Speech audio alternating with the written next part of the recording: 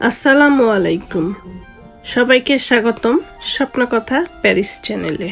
আজকে নিয়ে এসেছি বাহারি পটল ভাজা।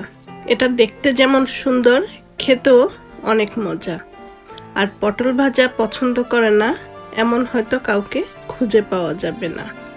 আর এরকম সুন্দর ডিজাইনে পটল দিলে কে না খুশি হবে। তাহলে চলে যাই রেসিপিতে।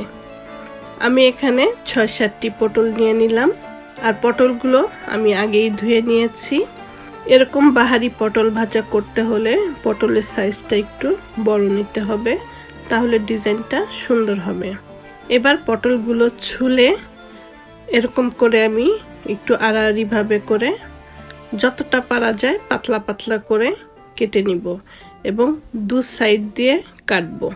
মাঝখানে এরকম থাকবে আর দুই পাশ দিয়ে কাটা হবে। তো সুবিধার জন্য আমি আরেকটি দেখিয়ে দিচ্ছি।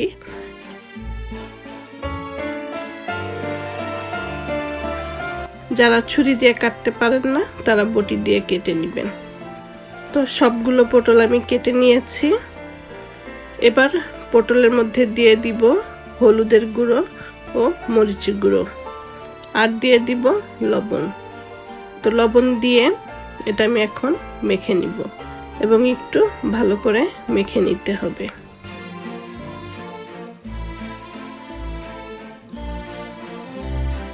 ফ্রাই প্যান গরম হলে ফ্রাই প্যানে তেল দিয়ে আমি পটলগুলো দিয়ে দিব।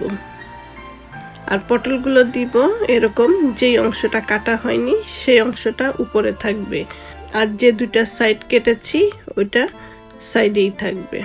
তো ঢেকে দিব যাতে একটু তাড়াতাড়ি পটলটা নরম হয়ে যায়।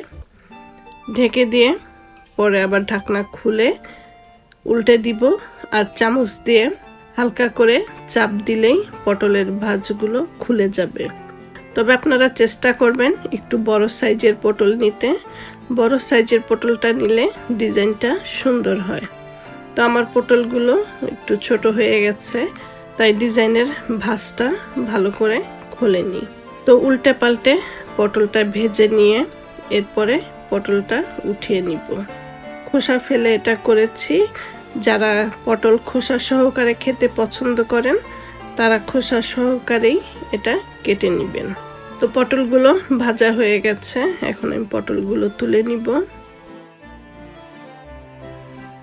পটলগুলো তুলে নিয়ে এই একই তেলের মধ্যে আমি দিয়ে দিব পেঁয়াজ কুচি এবং মরিচ, আর দিয়ে দিলাম সামান্য লবণ। পেঁয়াজটা ভেজে নিব। পেঁয়াজটা ভেজে যখন ব্রাউন কালার হয়ে যাবে অনেকটা বেরেস্তার মতন, তখন এই পেঁয়াজ ভাজাগুলো উঠিয়ে নিব। আর আপনি আপনার মনের মতন করে সাজিয়ে দিবেন। তো হয়ে গেল বাহারি পটল ভাজা। খুব সহজেই হয়ে যায়। টেবিলে যখন দিবেন তখন সবাই পটলের দিকেই তাকিয়ে থাকবে।